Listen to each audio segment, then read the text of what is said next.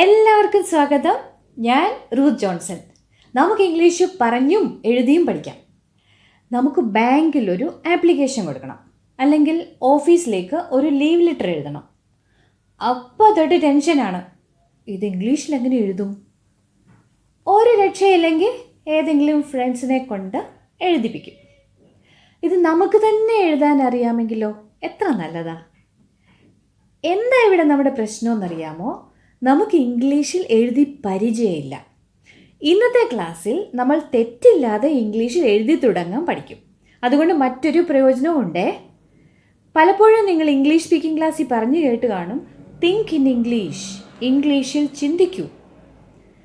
ഇംഗ്ലീഷിൽ എഴുതുന്നതിലൂടെ ഇംഗ്ലീഷിൽ നമ്മൾ ചിന്തിക്കാനും പരിശീലിക്കും. അതായത് നമ്മുടെ ഇംഗ്ലീഷ് സ്പീക്കിങ്ങിനും ഇന്നത്തെ ഈ ക്ലാസ് ഉപകരിക്കും. അപ്പോൾ ഇന്നത്തെ ഈ ക്ലാസ്സിൽ ഇംഗ്ലീഷിൽ സാധാരണ സെൻറ്റൻസുകൾ എങ്ങനെ ഉണ്ടാക്കാം, പിന്നെ മിക്കപ്പോഴും നമ്മൾ വരുത്താറുള്ള കുറച്ച് തെറ്റുകളും അവ എങ്ങനെ ഒഴിവാക്കാം അതും കാണും. എന്നിട്ട് നമ്മൾ ശരിക്കും ഒരു റൈറ്റിംഗ് പ്രാക്ടീസ് ചെയ്യും. അവസാനം ഞാനൊരു സർപ്രൈസും വെച്ചിട്ടുണ്ട്. അപ്പോൾ അവസാനം വരെ കണ്ടിട്ട് പ്രയോജനപ്പെട്ടെങ്കിൽ ലൈക്ക് തന്ന് അതെന്നെ അറിയിക്കുമല്ലോ. അപ്പോൾ ആദ്യം നമുക്ക് നോക്കാം ഒരു സെൻറ്റൻസ് എങ്ങനെ ഉണ്ടാക്കാം. സിമ്പിളായിട്ടൊരു സെൻറ്റൻസ് ഉണ്ടാക്കുമ്പോൾ അത് തുടങ്ങുന്നത് I, we, you, he, she, it, they അല്ലെങ്കിൽ ഒരു പേരിലായിരിക്കും. നമ്മൾ സ്വയം ഒരു കാര്യം ചെയ്യുകയാണെങ്കിൽ, അതും നമ്മൾ ഒറ്റയ്ക്കാണ് ചെയ്യുന്നതെങ്കിൽ ഐ ഏകവചനം, ഞാൻ എന്ന് പറഞ്ഞ് തുടങ്ങും. I woke up at 5 in the morning. ഇനി നമ്മുടെ കൂടെ മറ്റാരെങ്കിലും ഉണ്ടെങ്കിലോ? അപ്പം നമുക്ക് വി എന്ന് പറഞ്ഞ് തുടങ്ങാം. ഞങ്ങൾ, നമ്മൾ. വി ഡ്രാങ്ക് ടീ, ഞങ്ങൾ ചായ കുടിച്ചു, അല്ലെങ്കിൽ നമ്മൾ ചായ കുടിച്ചു, ബഹുവചനം. ഇനി മറ്റൊരാളെ സംബോധന ചെയ്തുകൊണ്ട് നമ്മൾ പറയുവാണെങ്കിൽ യു എന്ന് പറയാം. നീ അല്ലെങ്കിൽ നിങ്ങൾ. ഒരാളാണെങ്കിലും ഒന്നിൽ കൂടുതലാണെങ്കിലും യു തന്നെയാണ്. യു സാങ് വെരി വെൽ, നീ നന്നായി പാടി. ഇവിടെ ഒരാളോടാണ് നമ്മൾ പറയുന്നത്. യു ഹെൽപ്ഡ് us, നിങ്ങൾ ഞങ്ങളെ സഹായിച്ചു. അതായത് ഒന്നിലധികം പേരോടായിട്ട് നമുക്ക് സംബോധന ചെയ്യാം. ഇത്രയും മനസ്സിലായല്ലോ. ഇനി ഞാനുമല്ല നിങ്ങളുമല്ല, മൂന്നാമതൊരാളെ പറ്റി പറയുകയാണെങ്കിൽ പുരുഷനാണെങ്കിൽ ഹി, സ്ത്രീ ആണെങ്കിൽ ഷീ, ഏതെങ്കിലും സാധനമോ മൃഗമോ ഒക്കെ ആണെങ്കിൽ ഇറ്റ്. ശ്രദ്ധിക്കണേ, ഇതെല്ലാം ഏകവചനമാണ്.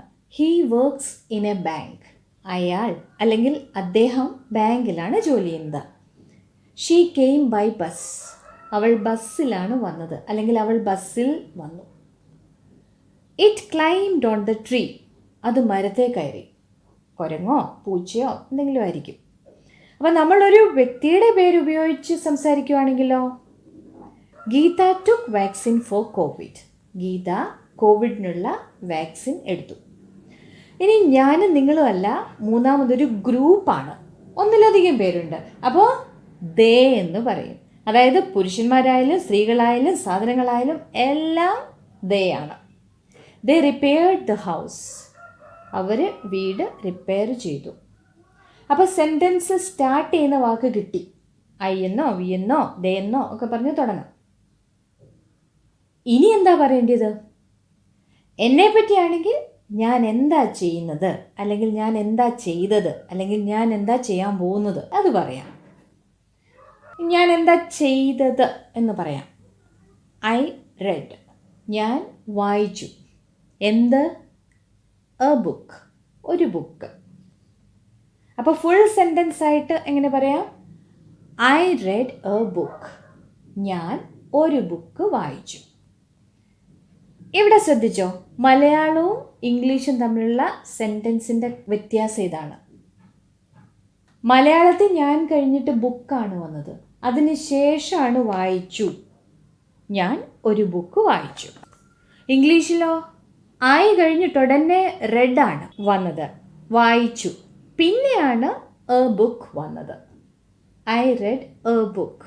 എ എന്ന് പറഞ്ഞാൽ ഒരു. ഇതേ സെൻറ്റൻസ് ഹി, ഷീ, ദേ ഒക്കെ ചേർത്ത് എഴുതാം. ഒന്ന് എഴുതി നോക്കുന്നോ? വേണമെങ്കിൽ ഒന്ന് പോസ് ചെയ്ത് ഒന്ന് എഴുതി നോക്കിക്കേ. He red A book. ഇനി ബുക്ക് വായിക്കാറുണ്ട്, ബുക്ക് വായിക്കും, ഇങ്ങനെ മാറ്റി മാറ്റി പറയാനാണ് നമ്മൾ ടെൻസസ് പഠിക്കുന്നത്. ഈ ചാനലിൽ നിങ്ങൾ എപ്പിസോഡ് 1 മുതൽ പഠിച്ചിട്ടുണ്ടെങ്കിൽ നിങ്ങൾക്കത് മനസ്സിലാവും. അപ്പോൾ ഇത്രയും നേരം കൊണ്ട് നിങ്ങൾക്ക് മനസ്സിലായല്ലോ ഒരു സെൻറ്റൻസ് എങ്ങനെ എഴുതി ഫലിപ്പിക്കാമെന്ന്. ഇനി നമുക്ക് നോക്കാം നമ്മൾ എഴുതുമ്പോൾ സാധാരണ വരുത്താറുള്ള തെറ്റുകൾ. ഏറ്റവും കൂടുതൽ തെറ്റ് വരുത്തുന്നത് ക്യാപിറ്റൽ ലെറ്റർ ഇടേണ്ട സ്ഥലത്താണ്. ഒരു സെൻറ്റൻസ് തുടങ്ങുന്ന ആദ്യത്തെ ലെറ്റർ എപ്പോഴും ക്യാപിറ്റൽ ലെറ്റർ ആയിരിക്കണം. ഞാനൊരു സെൻറ്റൻസ് ഇടാമേ, ഒന്നല്ല 2 സെൻറ്റൻസ് ഇടാം. അപ്പം അതിനകത്തുനിന്ന് നമുക്ക് കുറച്ച് കാര്യങ്ങൾ പഠിക്കാം.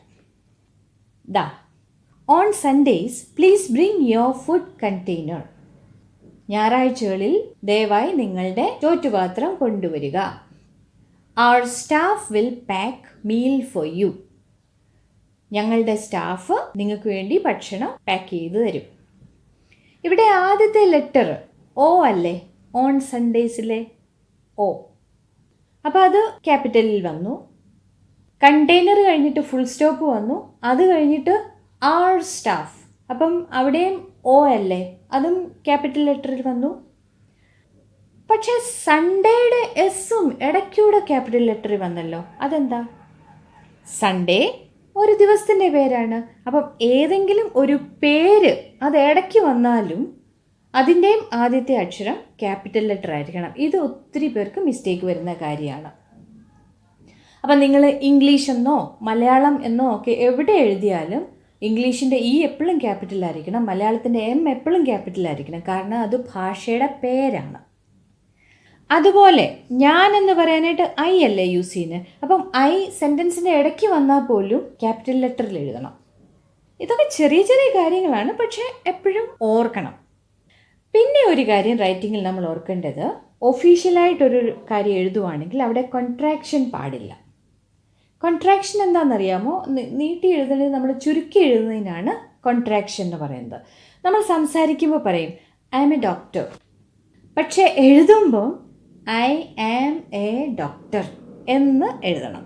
അതുപോലെ ഡോണ്ട് അങ്ങനെയല്ല, ഡു നോട്ടിൻ്റെ ഷോർട്ട് ഫോമാണ് ഡോണ്ട്. അപ്പോൾ പറയുമ്പോൾ നമ്മളെപ്പോഴും ഡോണ്ട് എന്ന് പറയും, പക്ഷെ എഴുതുമ്പോൾ ഡു നോട്ട്. അതുപോലെ കാൺട്ട് ആണെങ്കിലോ can not.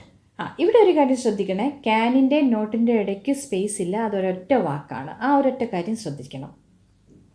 isn't, is not. Fluency ഒക്കെ കിട്ടാൻ വേണ്ടിയിട്ട് നമ്മൾ പറയുമ്പം എപ്പോഴും നമ്മൾ കോൺട്രാക്ഷനിൽ കൂടെ തന്നെയാണ് പറയുന്നത്. അപ്പം സ്പീക്കിംഗ് പ്രാക്ടീസിൽ കോൺട്രാക്ഷൻ യൂസ് ചെയ്യണം. അതുകൊണ്ടാണ് നമ്മുടെ ക്ലാസ്സിൽ ഞാൻ എപ്പോഴും കോൺട്രാക്ഷനാണ് ഉപയോഗിക്കുന്നത്. നിങ്ങൾക്ക് അത് അങ്ങനെ പറഞ്ഞ് പ്രാക്ടീസ് ചെയ്യാൻ വേണ്ടി, കാരണം നമ്മുടെ സ്പീക്കിംഗ് പ്രാക്ടീസ് ക്ലാസ് ആണല്ലോ. പക്ഷേ നിങ്ങൾ ഫോർമൽ റൈറ്റിങ്ങിൽ, പ്രത്യേകിച്ചും IELTS ഒക്കെ കൊടുക്കുകയാണെങ്കിൽ തീർച്ചയായിട്ടും ശ്രദ്ധിക്കണം, കോൺട്രാക്ഷൻ പാടില്ല. ഇതുവരെ നമ്മൾ അത്യാവശ്യത്തിന് സെൻറ്റൻസ് ഉണ്ടാക്കാനും പഠിച്ചു, മിസ്റ്റേക്കുകളൊക്കെ അവോയ്ഡ് ചെയ്യാനും പഠിച്ചല്ലോ. അപ്പോൾ ഇനി നിങ്ങൾ എന്താ ചെയ്യേണ്ടത്? എല്ലാ ദിവസവും കുറേശ്ശെ ഇംഗ്ലീഷ് റൈറ്റിംഗ് പ്രാക്ടീസ് ചെയ്യണം. പക്ഷെ എന്തെഴുതും? എന്നും വൈകിട്ട് അന്ന് നമ്മൾ എന്തൊക്കെ ചെയ്തു എന്ന് എഴുതി തുടങ്ങാമല്ലോ. തുടക്കത്തിലൊരു 5 സെൻറ്റൻസ് തുടങ്ങിക്കോ, പിന്നീട് അത് നമുക്ക് കൂട്ടി കൊണ്ടുവരാം. ഉദാഹരണത്തിന്, I woke up at 5 AM. ഞാൻ 5 മണിക്ക് എഴുന്നേറ്റു. Then I prayed and did some exercise. പിന്നെ ഞാൻ പ്രാർത്ഥിച്ചു, കുറച്ച് എക്സസൈസും ചെയ്തു. After that I practised English speaking. അത് കഴിഞ്ഞിട്ട് ഞാൻ ഇംഗ്ലീഷ് സ്പീക്കിങ്ങിൻ്റെ പ്രാക്ടീസ് ചെയ്തു. At 8 AM I had my breakfast. 8 മണിക്ക് ഞാൻ എൻ്റെ ബ്രേക്ക്ഫാസ്റ്റ് കഴിച്ചു. ഇവിടെ ഹാഡ് എന്ന് പറഞ്ഞിരിക്കുന്നത് കഴിക്കുന്നതിനാണ്. ഹാഡിൻ്റെ വേറൊരു usage. Later I did some office work. കുറച്ച് സമയത്തിന് ശേഷം ഞാൻ കുറച്ച് ഓഫീസ് ജോലി ചെയ്തു. Now I am going to sleep. ഞാനിപ്പോൾ ഉറങ്ങാൻ പോവുകയാണ്. കണ്ടോ, 5 സെൻറ്റൻസ് ഈസി ആയിട്ട് നമുക്ക് ഉണ്ടാക്കാമല്ലോ. അങ്ങനെ എഴുതി പ്രാക്ടീസ് ആയി കഴിഞ്ഞ് കഴിഞ്ഞാൽ അടുത്ത ദിവസം നമുക്ക് വീട്ടിലെ മറ്റൊരാളെ പറ്റി എഴുതാം. നമ്മുടെ അമ്മയെ പറ്റിയാണ് നമ്മൾ എഴുതുന്നതെങ്കിൽ ഷീ എന്നും പറഞ്ഞ് എഴുതാൻ തുടങ്ങാം. പിന്നെ ഒരു ദിവസം നമുക്ക് ചുറ്റുപാടും എന്ത് സംഭവിച്ചു അതിനെപ്പറ്റി എഴുതാം. അങ്ങനെ എഴുതി വരുമ്പം പിന്നെ ഒരു ദിവസം നമ്മൾ കണ്ട ഒരു സിനിമയുടെ കഥ ചുരുക്കത്തിൽ എഴുതാം. അന്നേരം ചിലപ്പം 5 എന്നുള്ളത് 10 സെൻറ്റൻസ് ആവും. ഇങ്ങനെ എഴുതി പ്രാക്ടീസ് ചെയ്ത് കഴിഞ്ഞാൽ എഴുത്ത് ഒരു നല്ല രസകരമായിട്ടുള്ള കാര്യമാകും. പക്ഷേ ഇതൊക്കെ എഴുതാൻ വാക്കുകൾ എവിടെ നിന്ന് കിട്ടും? അതിനാണ് നമ്മൾ ഇംഗ്ലീഷ് വായിക്കേണ്ടത്. ഞാൻ ഇതിനു മുമ്പും പറഞ്ഞിട്ടുണ്ട്, ആദ്യമൊക്കെ നമുക്ക് ഇംഗ്ലീഷ് വായിച്ച് മനസ്സിലാക്കാൻ ബുദ്ധിമുട്ടാണെങ്കിൽ കുട്ടികളുടെ സ്റ്റോറിയിൽ നിന്ന് തുടങ്ങാം. പുതിയ വാക്കുകൾ കാണുമ്പോൾ ഡിക്ഷണറിയിൽ നിന്നോ ഗൂഗിളിൽ നിന്നോ അർത്ഥം കിട്ടും. എന്നിട്ട് അതൊക്കെ നമുക്ക് നമ്മുടെ റൈറ്റിംഗ് പ്രാക്ടീസിലും ഉപയോഗിക്കാം. ഇത്തിരി ക്ഷമ ആവശ്യമുള്ള കാര്യമാണ് കേട്ടോ ഇത്. അപ്പോൾ കുറച്ച് കഴിയുമ്പോൾ ഇംഗ്ലീഷിൽ എഴുതാനുള്ള ആ പേടി അങ്ങ് പോകും. അതുപോലെ നിങ്ങൾ എനിക്ക് കമൻസ് ഇടാറില്ലേ? ഒറ്റ വാക്കിന് പകരം 1-2 ഇംഗ്ലീഷ് സെൻറ്റൻസ് കമൻ്റായിട്ട് ഇടാൻ നോക്കാം. അതെങ്ങനെ എഴുതുമെന്നാണോ? മറ്റുള്ളവരെങ്ങനെയാണ് ഇംഗ്ലീഷിൽ കമൻ്റ് ഇടുന്നതെന്ന് നോക്കി അത് പഠിച്ചിട്ട് നിങ്ങൾക്ക് ഇടാം. നല്ല ഐഡിയ അല്ലേ? അപ്പോൾ ഇന്നത്തെ ക്ലാസ്സിന് ശേഷം ഞാൻ ഇഷ്ടംപോലെ ഇംഗ്ലീഷ് കമൻറ്റ്സ് പ്രതീക്ഷിക്കുന്നു. ഓക്കെ, ഇത്രയൊക്കെ ചെയ്യുവാണെങ്കിൽ നമുക്ക് നമ്മുടെ ഒരാവശ്യത്തിനുള്ള ആപ്ലിക്കേഷൻ സ്വന്തമായിട്ട് എഴുതാനായിട്ട് സാധിക്കും. അതിനൊന്നും വിഷമിക്കാനില്ല. ഒരു ഫോർമാറ്റ് അല്ലെങ്കിൽ അതിൻ്റെ ഘടന അറിഞ്ഞാൽ മതി. അതാണ് ഞാൻ പറഞ്ഞ സർപ്രൈസ്. ഒരു ഒഫീഷ്യൽ ലെറ്റർ എങ്ങനെ എഴുതാം? അപ്പം നമുക്കതൊന്ന് പെട്ടെന്ന് നോക്കാം. അതിനാദ്യം നമ്മൾ നമ്മുടെ പേര്, അഡ്രസ്സ് അത് പേജിൻ്റെ ഇടത്ത് വശത്തേക്ക് ചേർത്ത് എഴുതാം. ഉദാഹരണത്തിന് എൻ്റെ പേര് സുനിത എന്നായിരിക്കട്ടെ. അപ്പോൾ ഞാൻ എഴുതും Sunita NV, house number XYZ, പിന്നെ അടുത്ത ലൈനിൽ തൊടുപുഴ. എന്നിട്ട് ഒരു ലൈൻ വിട്ടിട്ട് ഇന്നത്തെ തീയതി എഴുതും. ഉദാഹരണത്തിന് ഇന്നത്തെ തീയതി ഏപ്രിൽ 25 അപ്പം നമുക്ക് എഴുതാം 25 ഏപ്രിൽ 2021. എന്നിട്ടൊരു ലൈൻ വിട്ടിട്ട് ആർക്കാണോ ലെറ്റർ അയക്കുന്നത് അവരുടെ തസ്തിക, ആ ഒഫീഷ്യൽ അഡ്രസ്സ്. അപ്പോൾ നമ്മളിപ്പോൾ ബാങ്കിലോട്ടൊരു ആപ്ലിക്കേഷൻ എഴുതുന്നത് ബ്രാഞ്ച് മാനേജറിന്. അപ്പം നമുക്ക് എഴുതാം the branch manager, state bank of India, Thodupuzha. പിന്നെ ഒരു ലൈൻ ബ്ലാങ്ക് ആയിട്ടിടണം. എന്നിട്ട് സബ്ജക്റ്റ് എഴുതണം. അപ്പം നമ്മൾ എന്തിനാണ് അങ്ങോട്ട് ലെറ്റർ എഴുതുന്നത്? നമുക്കൊരു ന്യൂ ക്രെഡിറ്റ് കാർഡ് ഇഷ്യൂ ചെയ്യണം. അപ്പം നമുക്ക് സബ്ജക്റ്റ് ഇട്ടിട്ട് എഴുതാം issue of new credit card. എന്നിട്ടൊരു ലൈനും കൂടെ ബ്ലാങ്ക് ആയിട്ട് വിടണം. എന്നിട്ട് എഴുതാം ഡിയർ സർ എന്ന് പറഞ്ഞിട്ട് പിന്നെ നമുക്ക് നമ്മളെ പരിചയപ്പെടുത്താം. എൻ്റെ പേര് ഇന്നതാണ്, എൻ്റെ അക്കൗണ്ട് നമ്പർ ഇന്നതാണ്, I am Sunita, my account number is so and so. പിന്നെ നമ്മുടെ കാര്യത്തിലോട്ട് നമുക്ക് കടക്കാൻ പറ്റും.